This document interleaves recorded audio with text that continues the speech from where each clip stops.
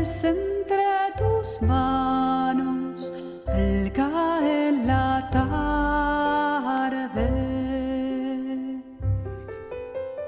Como el niño sabe que alguien vela su sueño de inocencia y esperanza, así descansará mi alma segura, porque sabe que tú nos aguardas.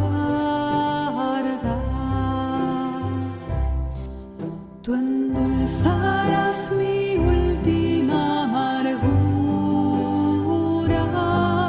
aliviarás el último cansancio. Tú cuidarás los sueños de la noche y borrarás las huellas de mi llanto. Tú nos darás mañana nuevamente la antorcha de la luz y la alegría, y por las horas que te traigo muertas me darás una mañana viva.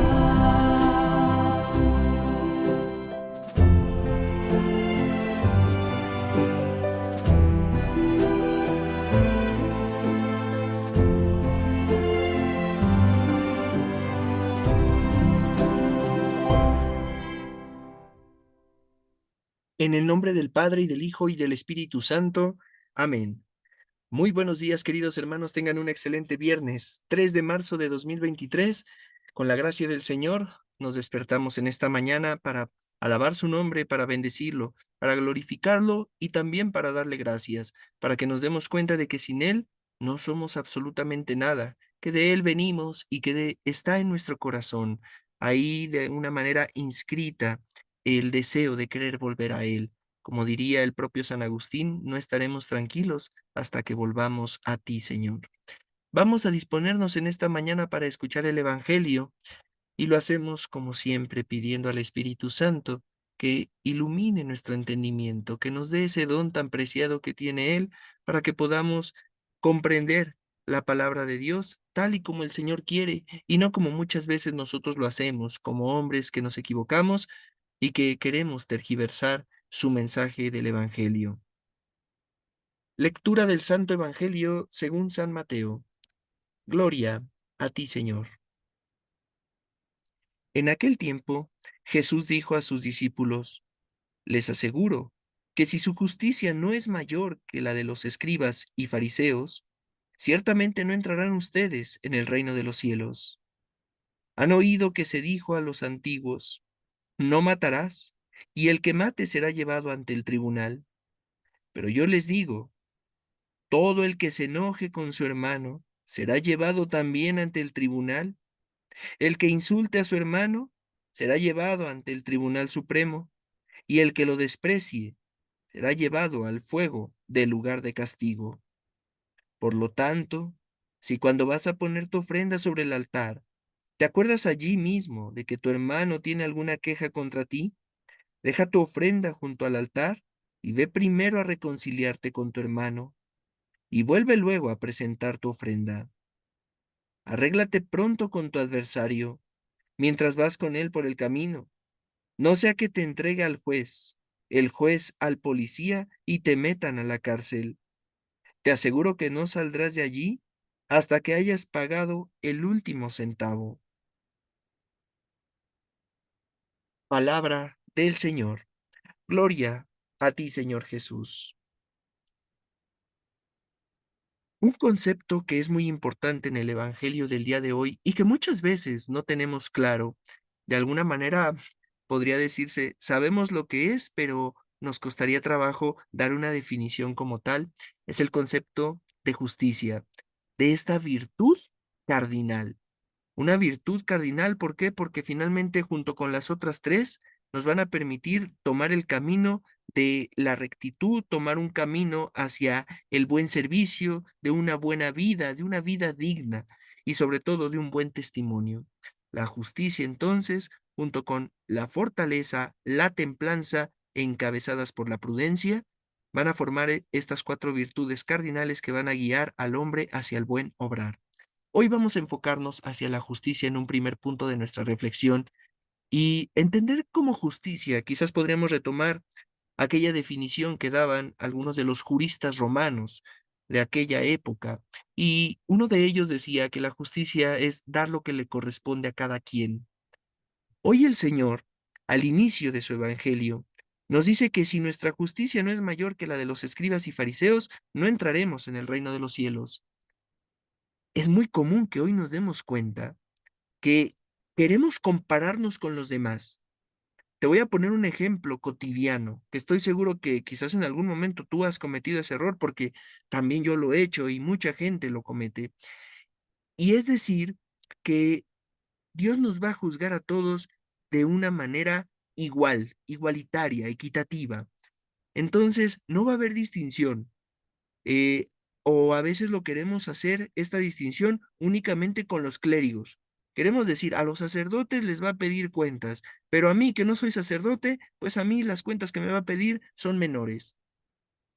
Eso es un error total, porque realmente el Señor sobre lo que se va a enfocar en nuestro juicio es en la conciencia.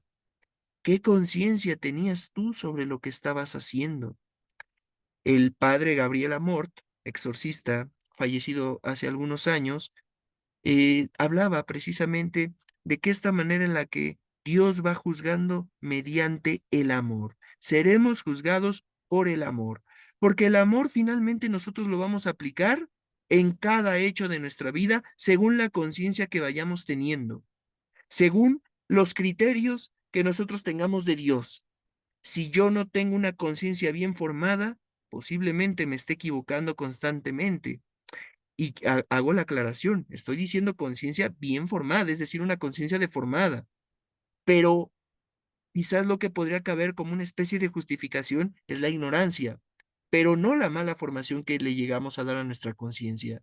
Si nosotros estamos formando a un pequeño, a nuestros hijos, y le decimos que cometa un hurto, que robe algo, el niño no tiene conciencia. Sin embargo, nosotros lo que estamos haciendo es deformar esa formación precisamente en su conciencia. Es decir, no va a formarse de manera correcta. Eso es lo que muchas veces nos llega a pasar. Y no se diga cuando intentamos precisamente aplicar la justicia a nuestro modo, tanto la justicia divina como la justicia en nuestra vida diaria. La justicia de Dios, como te lo decía hace un momento, no aplica de esa manera. Las cuentas son personales. Yo no puedo justificarme ante el Señor y decirle, le he puesto el cuerno a mi mujer porque ella me lo puso a mí primero. Ese tipo de justicia, de ojo por ojo, diente por diente, ha quedado completamente reemplazada por la justicia de Dios, que es perfecta y que le da a cada uno lo que le corresponde. Si tú sabías que no debías de hacerlo, ahí está tu pecado. Si el otro cometió ese error y no lo sabía, en él habrá la justificación de la ignorancia, pero a Dios no se le engaña. A Dios no se le puede de alguna manera mentir. No podemos pretender ahí manipularlo o incluso, como se hace en la justicia de nuestro mundo, sobornarlo para que pueda cambiar su decisión.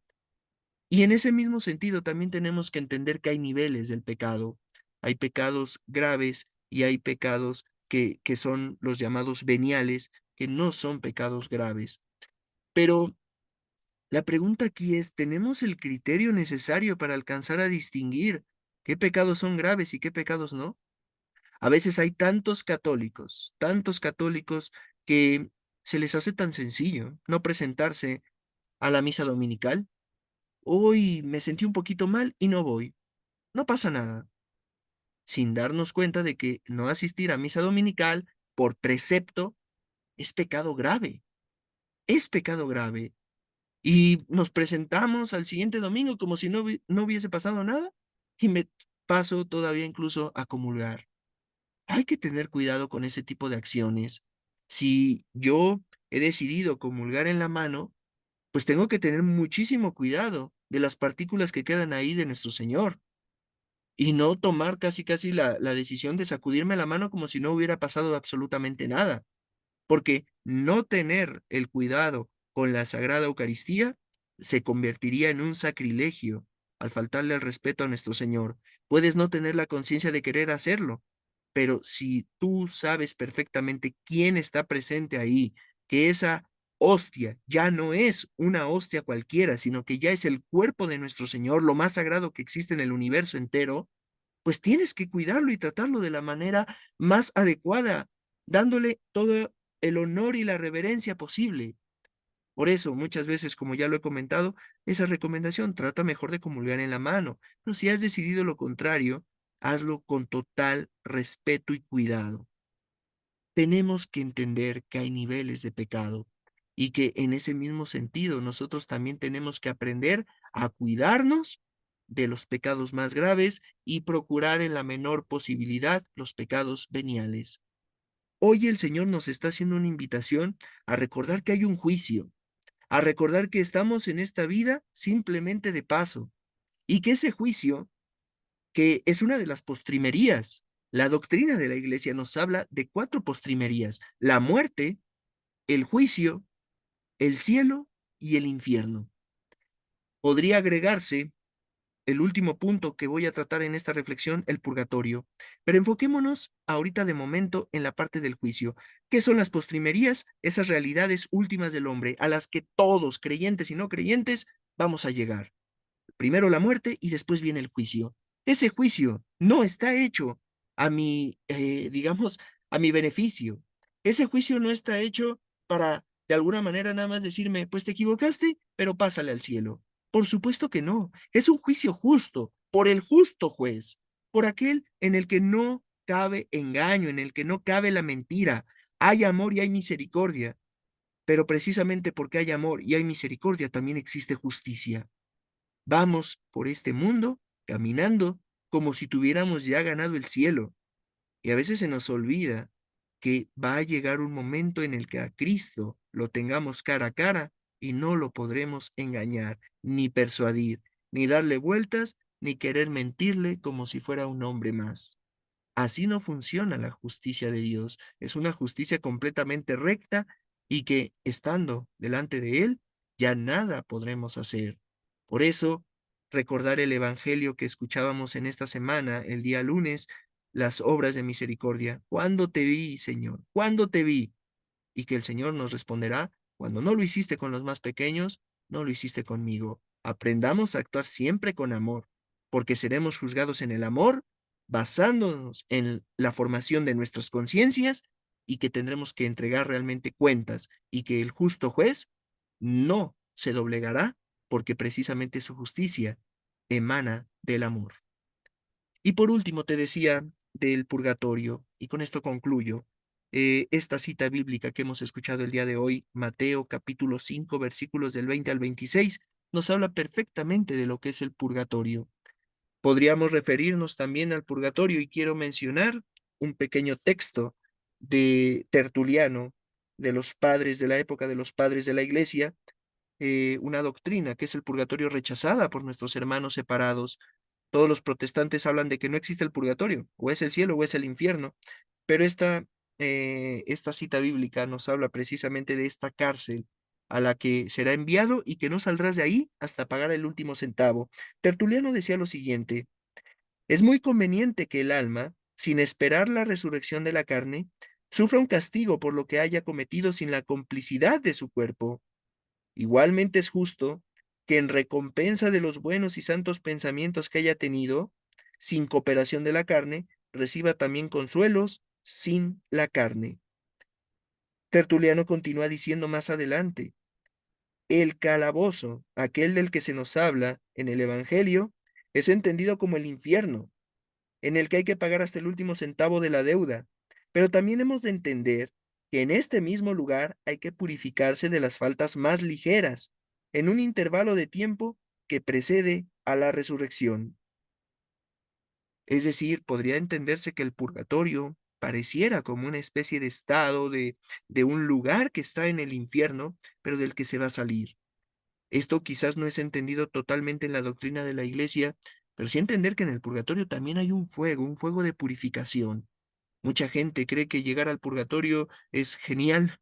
Y sí, quizás podríamos verlo desde la parte de decir, pues bueno, ya me salvé y aquí voy a estar. Pero el purgatorio tampoco veámoslo como algo agradable. Es una purificación. Por eso es importante que tratemos de estar siempre en gracia de Dios, viviendo los sacramentos, para que en la menor de las posibilidades lleguemos al purgatorio. Nuestra mirada tiene que estar puesta en el cielo, y es ahí a donde realmente tenemos que aspirar a llegar, pero siempre con nuestras obras, no solamente con el deseo. Oh Señora mía, oh Madre mía, yo me ofrezco enteramente a ti, y en prueba de mi filial afecto te consagro en este día mis ojos, mis oídos, mi lengua, mi corazón, en una palabra todo mi ser, ya que soy todo tuyo, Madre de bondad, guárdame y defiéndeme como cosa y posesión tuya. Amén. San Miguel Arcángel, defiéndenos en la batalla, sé nuestro amparo contra las perversidades y acechanzas del demonio. Reprímale Dios, pedimos suplicantes. Y tú, príncipe de la milicia celestial, arroja al infierno con el divino poder a Satanás y a los otros espíritus malignos que andan dispersos por el mundo para la perdición de las almas. Amén. Ave María Purísima, sin pecado concebida. En el nombre del Padre, y del Hijo, y del Espíritu Santo. Amén.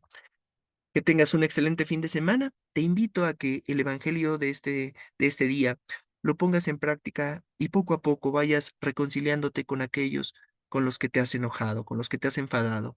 Es difícil perdonar y pedir perdón, como ya lo hemos escuchado en otros evangelios, pero son nuestros hermanos y nosotros tenemos ya una conciencia que el Señor nos ha ido precisamente formando y que nos dice, tú aprende a perdonar, tú aprende a pedir perdón, que durante estos días podamos ir poco a poco convirtiéndonos en ese sentido durante esta cuaresma para acercarnos más y más a Cristo el Señor. Que Dios te bendiga. Si Dios lo permite, nos escuchamos el próximo lunes. Que su gracia, su paz y su amor permanezcan contigo y con tu familia.